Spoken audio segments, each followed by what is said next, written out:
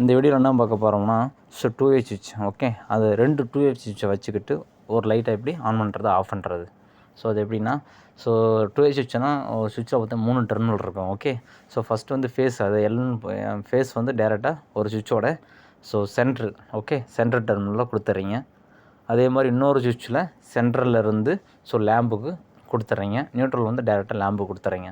So கீழேயும் மேலேயும் இருக்குல்ல, ஸோ 2 சுவிட்சில் கீழேயும் மேலேயும் டெர்மினல் எம்டியாக இருக்கும். அதை வந்து கிராஸாக ஒரு வயர் மூலிமா கனெக்ட் பண்ணிடுங்க. ஓகே, ஸோ கனெக்ட் பண்ணிட்டீங்கன்னா இந்த சுவிட்சு ஸோ 2 சுவிட்ச் மூலிமா நீங்கள் எங்கே வேணால் இப்போ இந்த சுவிட்சில் இருந்து நீங்கள் ஆன் பண்ணலாம், ஆஃப் பண்ணலாம்.